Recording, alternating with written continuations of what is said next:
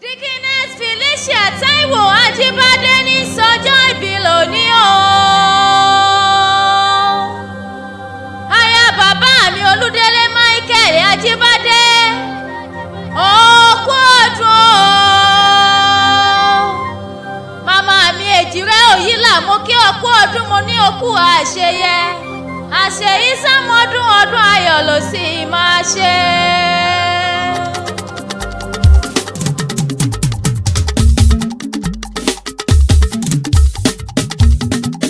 Onídùúró mi ẹ ṣé o. Ẹ ṣé o. Onídùúró mi ẹ ṣé o. Bó ṣe ènìyàn ló dúró ìbá ti padà. Bó ṣe ènìyàn ló dúró ìbá ti sálọ. Bó ṣe ènìyàn ló dúró ìbá ti máa ṣìrègùn. Onídùúró mi ẹ ṣé o. Onídùúró mi ẹ ṣé o. Ẹ ṣé o. Onídùúró mi ẹ ṣé o. Ó ṣé Olúwa. Bó bá ṣe ènìyàn ló dúró ìbá ti padà. Tipẹ́tipẹ́. Bó bá ṣe ènìyàn ló dúró ìbá ti sálọ. Bẹ́ẹ̀ni o. Bó bá ṣe ènìyàn ló dúró ìbá ti máa ṣìrègùn. Onídùúró mi ẹ ṣé o. Ìbálòdé tòní o.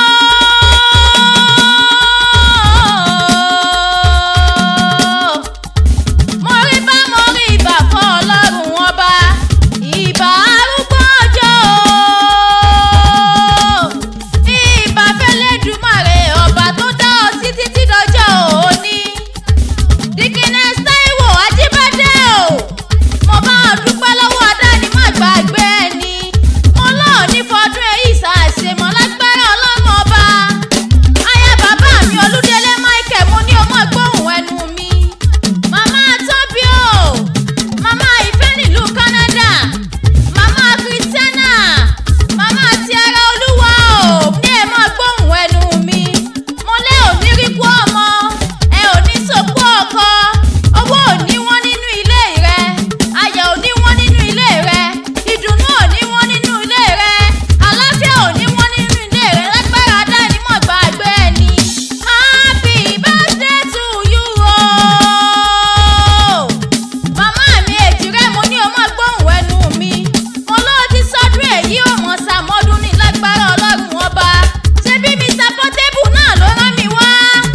Ó ní wọ́n bá mi kábí amọ́tò ó tán o. Ó ní kú ò ní pa ọ́. Àìsàn ò ní ṣe ọ́ lágbára Adáni mọ̀ gbàgbé ẹni. Jésù rẹ̀ o.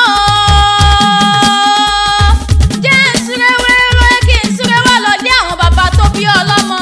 Ṣé bákan ní ṣe ilé àwọn bàbá tirẹ̀? Ó lójú ẹni tó lè lọ. Lójú ẹni tó lè lọ. Ó lójú ẹni tó lè lọ. Ó lójú ẹni tó lè lọ.